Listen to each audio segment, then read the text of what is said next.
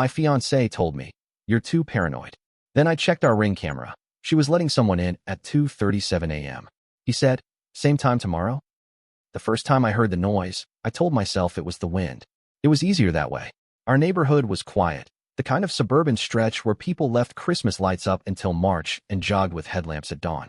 Still, that night, something in the air felt different, heavier, like static before a storm. The clock beside my bed blinked 2:37 a.m. in dim blue light. Next to me, Alara shifted and mumbled something half asleep. She'd been out late again, claiming a marketing strategy meeting ran long. I believed her the first few times. But lately, her stories didn't line up. Her perfume lingered long after she got home, the scent unfamiliar, sharper than the one I'd bought her for her birthday. She also stopped kissing me goodnight. It was small, but when someone loves you, small things are loud when they change. I stared at the ceiling and listened. Then I heard it again, a soft scrape against the front door, followed by the faint beep of the lock disengaging. We had a Ring camera installed just last month. Alara wanted it for security. Funny that. My phone was charging in the kitchen, so I stayed frozen, straining my ears. The sound that followed was unmistakable. The slow creak of the door opening, a pause, then the faintest whisper. Footsteps. My body tensed. I thought about getting up, but what if it was nothing? If I caught her in a lie, she'd twist it, make me look insane again. I'd heard it before. "You're too paranoid, Granton. You overthink everything." Maybe she was right. Maybe I was losing it. The door shut softly. I waited. Silence. I glanced at Alara. She was gone. Her side of the bed was empty. For a few seconds, I couldn't move. The air in the room felt cold, wrong. I reached for my phone and tiptoed out of the bedroom, stepping carefully to avoid the creaky spot by the hallway. The house was dark except for the faint blue light from the digital clock in the kitchen. I pulled up the Ring app, but the live view showed only black. Someone had covered the camera. My chest tightened. Alara had insisted on setting up the app on her phone too. I remembered her saying she wanted to keep it connected to both accounts. I opened the app history, but it had been wiped clean. That's when I saw the notification. System temporarily disabled at 2:35 a.m. 2 minutes before I woke up. I turned off the phone and stood in the dark. Then I heard it. Low voices from the living room. One of them was Alara's. The other was a man's. Calm, confident, close. I couldn't make out the words, but I caught his tone, the kind of tone you only use with someone familiar. I didn't move closer. I just listened. A chair shifted. The refrigerator hummed. Then, as clearly as a bell, I heard him say, "Same time tomorrow?" The front door opened again, then closed. After that, there was nothing, just the hum of the fridge and the quiet shuffle of Alara's feet as she climbed the stairs. I rushed back into bed, threw the blanket over me, and pretended to be half asleep. My pulse was still racing when she crept in. I felt her slide beside me, her hand brushing my arm, cold from outside. She whispered, "You're sweating." I didn't answer. I just turned my face to the wall. She kissed my shoulder lightly, a performance, a habit, and within minutes, her breathing slowed into fake sleep. I lay there for hours, counting the faint glow of headlights passing by our window, waiting for dawn. By morning, Alara was cheerful. She made coffee, hummed to herself, packed a smoothie for work. I watched her move around the kitchen, pretending nothing had happened. The world outside was perfectly normal. Kids waiting for the bus, neighbors walking their dogs. While inside, my thoughts ran like wildfire. She leaned down, brushed her lips against my cheek, and said, "Don't forget dinner with my mom tonight. And stop worrying so much, okay? You're too paranoid." I managed to smile. Sure. The door shut behind her, and I stood there, coffee untouched. Then I opened the Ring app again. The log was still empty, no motion detected, no footage. But something in me refused to let it go. I grabbed my laptop and pulled up the local storage from the indoor camera I'd installed months ago, a tiny one hidden above the bookshelf, meant for pet monitoring. It wasn't linked to the Ring system, just a cheap, standalone device I'd forgotten about. The footage loaded slowly, frame by frame. At 2:37 a.m., the video flickered, showing a figure stepping inside. He wore dark jeans, a hood pulled up, a travel bag slung over his shoulder. Then Alara appeared. She didn't look surprised. She smiled. They spoke quietly, but I couldn't hear through the cheap mic. Then she handed him something, a small wrapped box. He unwrapped it, pulled out what looked like a watch, and laughed softly. He touched her face. She didn't pull away. When he turned to leave, the camera caught his profile in the dim light. I didn't recognize him, but his last words were clear, even through static.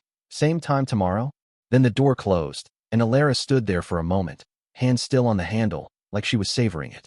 Then she walked back upstairs. The footage ended. I sat there, unable to move. My coffee had gone cold. My fiancée, the woman I'd spent 3 years with, the woman who cried when I proposed, was letting another man into our house in the middle of the night.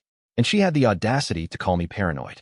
I replayed the clip again and again, memorizing every detail. His walk, his voice, her face. There was no hesitation, no guilt. Just routine, like it had happened before. That night, I didn't sleep. I waited until she was out cold, then disconnected the Ring camera from her account, changed the password, and hid a small recording device behind the hallway plant near the front door. I had to know if it was real, if it would happen again. When the next night came, she went to bed early, like always. But I could tell she was pretending. Her breathing was too steady, her body too still. At 2:30 a.m., she slipped out of bed. I lay perfectly still, counting the seconds. Then I heard the faint beep again, the door unlocking. I waited a full 5 minutes before reaching for my phone, heart hammering. I opened the hidden camera feed. The door was open. A shadow stepped inside. Then came that same voice, casual, confident. "Miss me?" Alara closed the door behind him. The feed went dark. She'd turned off the lights. I didn't move. Not yet. I needed to see how far it went. Because when someone calls you paranoid, sometimes the only way to prove them wrong is to be absolutely sure you're right. The next morning, Alara acted like nothing happened. She asked if I wanted French toast, kissed my forehead before heading to work, and reminded me about her mom's birthday dinner that evening. Her cheerfulness was too smooth, like it had been rehearsed. Every word she said scraped against me like sandpaper. When the door closed behind her, I finally breathed again. My hands were still trembling as I opened my laptop and replayed the hidden footage from last night. This time the mic caught a few words, fragments of small talk, half-whispers that didn't make sense yet. The man's voice was low, confident, familiar in tone, but not in identity. Alara had laughed softly, the kind of laugh she hadn't used with me in months.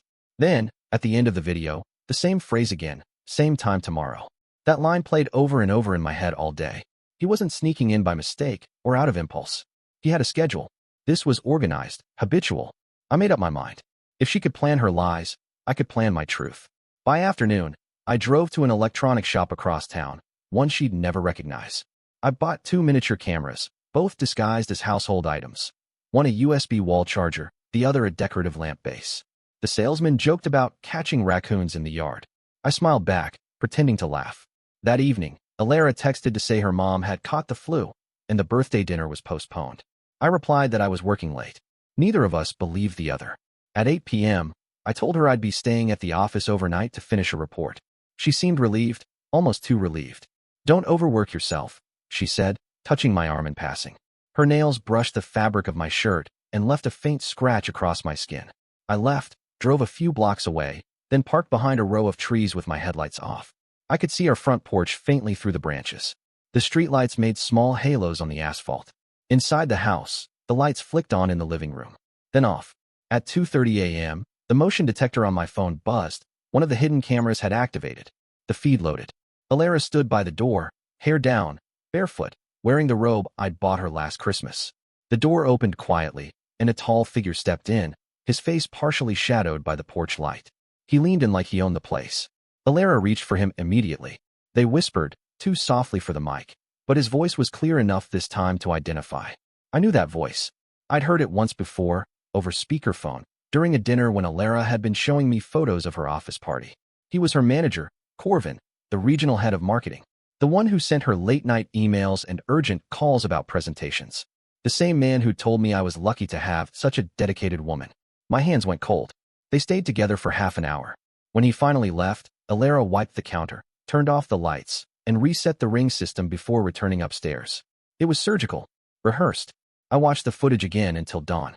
There was no confusion, no hesitation. He wasn't her ex. He wasn't lost. He was her lover. And this had been going on long enough for them to have a rhythm. The way she turned the latch twice before opening, the quick scan outside before he entered, the same time every night. The next morning, I greeted her normally. I made breakfast, even asked about work. She smiled and said Corvin had a conference call later, and she might be home late. "Don't wait up," she said. I wanted to laugh. Instead, I kissed her cheek and told her to drive safe. When she left, I opened my laptop again. Corvin's name was easy to find online. Regional director of a major advertising firm, husband of Leora, a woman who looked like she belonged in magazine spreads. There were dozens of photos of them together at corporate events, charity galas, vacations. The contrast between him and me was painful. Polished, older, wealthy. The kind of man Alara used to joke she'd never fall for. Their company website listed Leora as head of communications. Same firm. That explained why Alara's office stories had started mixing names. We. Our team. The project. I used to think it meant she felt part of something bigger. Now I realized it meant she was living a double life within one building. That night, I didn't plan to sleep. I moved one of the cameras to the bedroom, just in case, and set the motion alerts to my smartwatch. I even turned off all lights except the one in the hallway to make it look like I'd gone to bed early. At 2:33 a.m., the alert came through. This time, the footage didn't show the door opening. Instead, it showed Alara walking to the window, sliding it open, and whispering to someone outside. Then she reached out her hand. He climbed in. Through the window. That broke something in me. Not because of the cheating. I'd already processed that shock, but because of the casual confidence. She didn't even try to hide it anymore. When they moved toward the living room, I switched to the second camera feed. I watched them laugh quietly as she poured wine, sitting close on the couch, her head resting on his shoulder. The familiarity between them felt older than the year we'd been engaged. It was the comfort of repetition. The recording captured only fragments of conversation, but one line came through clearly. Corvin said, "She'll never find out. She trusts me." Alara replied something I couldn't make out, then both laughed. At some point, they stopped talking. The camera auto-adjusted for motion. The timestamp read 2:57 a.m. That was enough for me. I turned off the monitor and stared at the wall. The room around me felt smaller than ever. The same walls we painted together, the same rug we bought on sale, the same sofa where she'd once fallen asleep on my shoulder while watching movies. Every memory of us had become contaminated, like someone had poured ink into clean water. When dawn arrived, she woke up early again, humming like before. She didn't notice the tiny red light inside the charger by the kitchen counter. She didn't notice that her disabled Ring app was no longer linked to her phone. But she did notice something else, my silence. "Everything okay?" she asked, pouring coffee. "Fine," I said. "Just work stuff?" She studied me for a second, her expression unreadable. Then she smiled, reached across the counter, and squeezed my hand. "You really should trust me more," she said lightly. I smiled back. "You're right." And at that moment, I meant it, not because I believed her, but because I finally knew she was lying. I spent the day gathering evidence. I downloaded all the video files, organized them by timestamp, and transferred copies to an external drive. I created 2 versions, one for myself and one labeled "in case of emergency." I wasn't sure what I'd do with them yet. Revenge? Confrontation? Exposure? But I knew I wanted her to feel exactly what I'd felt. Uncertainty, fear, the sense that someone was watching. That night, I left her a note on the kitchen counter before pretending to leave for work again.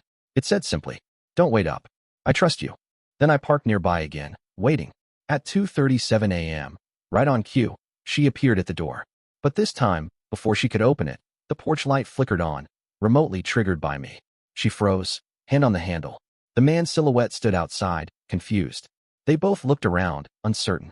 Then she whispered something and shut the door quickly. The man disappeared down the street. For the first time in weeks, I saw a hint of panic in her eyes. She locked the door, closed the curtains, and turned off her phone. Good, I thought. Let her wonder who's watching now. After that night, Alara started to unravel. Not all at once, but in small, jagged ways. She became quieter at breakfast. Her laughter thinned into a mechanical sound. She kept her phone face down, even in the shower, and double-checked the locks before bed, like someone afraid of ghosts. The irony was perfect. She was now haunted by her own reflection. I didn't mention the flickering porch light. She didn't bring it up either. We existed like actors in a bad play, both pretending we didn't know the lines had changed. But I could see the calculation in her eyes. She was wondering if I'd found something, if I'd seen something. She was right to worry. I had already started my next move. That week, I learned more about Corvin than I ever wanted to. His company biography painted him as a visionary leader in marketing strategy, which I translated as man with too much ego and not enough morals. Public records showed he owned a house on Ridgeview Drive, one of those places with glass walls, imported trees, and a view designed to make other people feel small. But what caught my attention wasn't the house. It was the name on the mortgage. Leora Whitmore, his wife. I didn't know much about her yet, only what social media showed. An elegant woman who ran a charity for single mothers, a few tasteful posts about events, and a recent photo of her and Corvin at a holiday gala. They looked happy, though now I knew better. Her charity was hosting a fundraiser that Friday night. Tickets were public, $50 apiece. I bought 2, one for myself, one to justify my presence. The event was at a downtown art gallery, all soft jazz and wine glasses clinking under dim golden lights. People drifted from painting to painting, murmuring about brushstrokes they didn't understand. I kept my distance until I saw her, Leora, standing near a tall sculpture, speaking with donors. She carried herself like someone who'd learned to live around disappointment. Her smile was warm, but never reached her eyes. When the crowd thinned, I approached, pretending mild curiosity about the exhibit. I introduced myself under a false pretext, said I was a local business owner interested in sponsoring next year's event. She thanked me, polite and composed. But as we spoke, I saw a flicker of something in her expression, a subtle crack. Her phone buzzed on the table beside her. She glanced down, frowned, then locked it quickly. "Everything okay?" I asked. She hesitated before saying, "Just work. My husband tends to forget I have my own schedule." Her tone carried that faint bitterness of someone who's been covering for another person too long. I knew that tone too well. We spoke for 10 more minutes, about art, charity, surface-level things, but by the end, I'd learned enough. She wasn't oblivious. She was tired. She knew something wasn't right, but she didn't have proof. Before leaving, I offered to donate to her cause directly and asked for her contact email. She gave it without hesitation. The next day, I sent a message under the same pretext, praising the event and asking if I could meet again to discuss sponsorship. She agreed. We met at a quiet cafe 2 afternoons later. This time, her guard was lower. There were dark circles under her eyes. When I mentioned that I'd once worked near her husband's company, she laughed dryly and said, "Then you probably know how many late nights they work." The way she said it told me everything. I told her, carefully, that I believed Corvin was seeing someone from the office. I didn't mention names at first. She went still, stirring her coffee without looking at me. "Do you have proof?" she asked. I nodded. Then I showed her one still frame from my hidden camera, just enough to see Corvin's profile, his watch glinting under the kitchen light, his hand on Alara's shoulder. No faces beyond his. Leora's eyes widened. Then she looked away, pressing a hand to her mouth. She didn't ask how I'd gotten it. She just whispered, "I knew it." For a moment, I felt pity for her.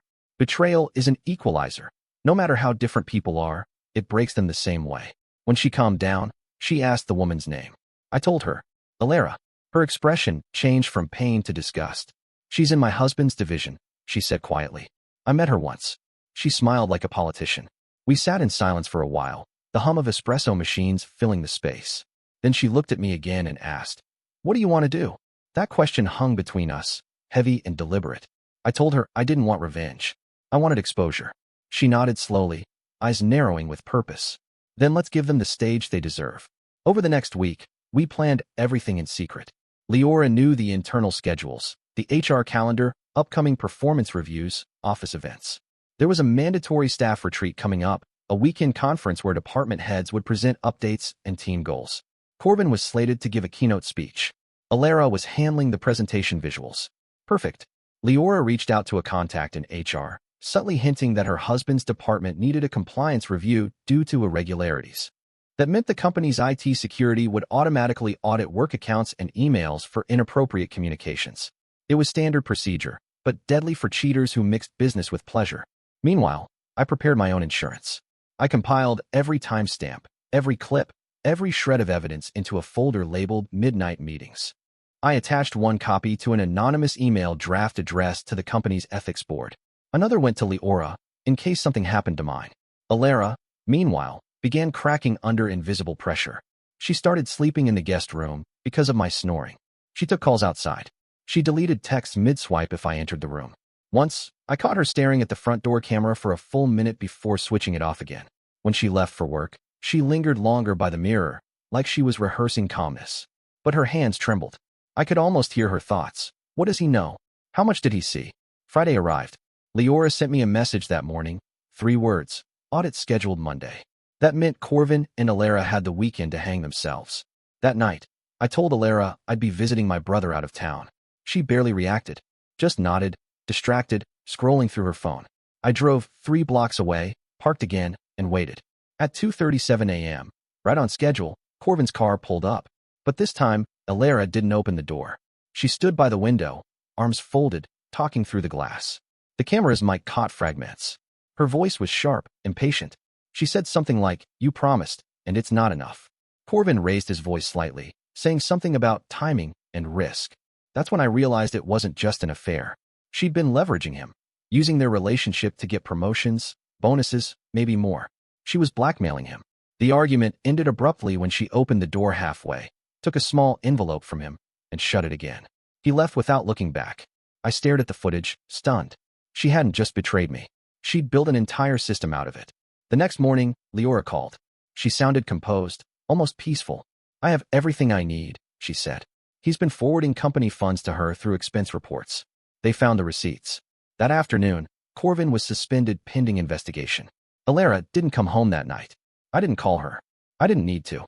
Because for the first time since this all began, I didn't feel paranoid anymore. I felt free. The morning after Corvin's suspension, the silence in our house felt unnatural, like the air had been drained out and replaced with tension. Alara didn't text, didn't call, didn't even leave her usual morning note. Her toothbrush was still on the counter, but half her clothes were gone from the closet. The robe she'd worn during those secret nights was missing too. I wasn't surprised. When people like her lose control, they run. I made coffee anyway. The ritual helped. 1 cup for me, 1 for the empty chair across the table. Around noon, my phone buzzed, an unknown number. The text was short. "You were right. It's done. L." I didn't reply. I didn't need to. That one line told me everything. The HR audit had gone through, Corvin's messages were exposed, and Alara's name had been attached to every single one. By the end of that week, the company announced a personnel restructuring due to ethical violations. The internal memo leaked online, just like I suspected it would. Employees whispered about it in comment threads. Someone had uploaded screenshots from the audit, blurred names, but the details were unmistakable. One message read, "Keep this between us. Same time tomorrow." It was surreal seeing their secret world reduced to evidence, stripped of romance, dissected by strangers. There was no drama left, just documents, timestamps, proof. The same precision Alara used to hide her tracks became the blade that cut her down. 2 days later, she came back. The sound of her car in the driveway made my stomach twist. I didn't move. I heard the key fumble in the lock, the pause, the soft click as she entered. She looked smaller somehow, the confident posture gone, her hair tied messily, her eyes rimmed red from lack of sleep. She stood in the doorway like a stranger visiting a home that used to be hers. "Can we talk?" she asked, her voice low. I didn't answer. I just pointed at the dining table. The laptop sat there, open, the folder labeled Midnight Meetings displayed in plain sight. She froze when she saw it. There was a long silence. Then, quietly, she said, "You went through everything." I nodded. "You left everything unlocked." Her face crumpled for a second, then hardened. "You don't understand. It wasn't what you think." I leaned back, letting her dig her own hole. She started pacing. "He promised to promote me. I thought he meant it, but he kept changing things. It wasn't supposed to go that far. So it was supposed to go how far exactly?" I asked calmly. She stopped walking. "I made mistakes, okay? But I was trying to build something, for us. For our future. I didn't want to depend on you forever." The words hit me like ice water. Depend on me. That was her version of love, a ledger, not a connection. I didn't speak. I just opened another tab on the laptop, an email draft addressed to her parents. Their names in bold, attachments already loaded. Screenshots, videos, timestamps. Her eyes widened when she realized what it was. "You wouldn't," she whispered. I closed the laptop slowly. Already did. She stood there, motionless. Then she exhaled sharply, like someone accepting defeat. "You think this makes you better than me?" she said, voice trembling. "You think exposing me will fix what's broken in you?" I met her gaze. It already did. That was the last thing I said to her in person. She packed what little was left, a few clothes, a half-empty perfume bottle, the ring she'd once worn with pride now left on the counter like loose change. When she walked out, she didn't look back. Over the next few days, the fallout spread like wildfire. Corvin's suspension turned into termination after Leora filed for separation and released internal emails showing financial misconduct. Apparently, he'd been rerouting expense accounts to fund client meetings that were actually nights with Alara. Leora didn't stop there. She donated part of his seized assets to her own charity, a poetic kind of justice. She sent me one last message afterward. Closure achieved. Take care of yourself. Alara, meanwhile, tried to rebuild. Or at least, she pretended to. I started hearing things from mutual acquaintances, that she'd moved into a smaller apartment, that she was doing freelance work, that she'd been blacklisted from several firms due to conflict of interest. Her parents reached out once, asking what happened. I told them the truth, minus the details. They apologized, for her, for me, for everything they hadn't seen. It didn't change much, but it closed the last open wound. A month later, I received a letter with no return address. The handwriting was hers. Inside was a single line. I still think you were too paranoid. There was no apology, no remorse. Just that same mocking phrase, the one she used to disarm me when I got too close to the truth. I folded the letter, set it in the fireplace, and watched it burn. After that, I left the city. I didn't tell anyone where I was going. I rented a small apartment near the coast, started working remotely, and built new routines. No cameras, no ring systems, no late-night alarms. I kept things simple: black coffee, early mornings, quiet evenings by the water. Sometimes, I caught myself checking the time out of habit. 2:37 a.m. The old reflex. I'd sit up, listen for sounds that weren't there, and remind myself I was alone. Safe. Then, one night, out of sheer curiosity, I reinstalled the Ring app. The old account still existed, though it hadn't been used in weeks. The interface loaded, showing the front porch of the house I'd left behind. The motion alert history was blank, except for one entry. 3:12 a.m. Login attempt failed. User, Alara. It had happened just 2 nights earlier. I stared at the screen for a long time, then deleted the app for good. I didn't need to know what she was trying to see. Time moved differently after that. Days melted into each other. I learned to live without needing answers. But sometimes, late at night, I'd replay moments in my head. The first time I met her, the way she laughed when I proposed, the smell of her perfume when she hugged me goodbye. And every time, I realized the same thing. The truth had been whispering all along. It wasn't paranoia. It was instinct. I'd ignored it because love makes you deaf to warnings. But paranoia, it turned out, had saved me. One morning, while scrolling through news headlines, I saw a small article buried near the bottom of a business page. Former marketing executive convicted of fraudulent accounting practices. The photo beside it showed Corvin leaving court, looking older, hollowed out. The article mentioned his accomplice, unnamed, who had accepted a plea deal and was serving probation for falsifying documents. I didn't need to read further. I closed the page. Maybe she'd finally found the stability she'd wanted, not in love, not in work, but in the predictable monotony of consequence. Months later, I went back to the house one last time. Not to stay, just to collect what was left. The new owners had moved in, repainting everything. The place looked brighter, lighter, almost unrecognizable. As I stood on the porch, I noticed the faint outline where the Ring camera used to be. A small scar on the wall, the only trace of everything that had happened there. I didn't feel anger anymore, just relief. Before leaving, I left something small in the mailbox, a note addressed to no one in particular. It read, "If you ever start to feel paranoid, check the camera. Sometimes it's not paranoia. Sometimes it's the truth knocking at your door." Then I walked away. And for the first time in months, I didn't look back.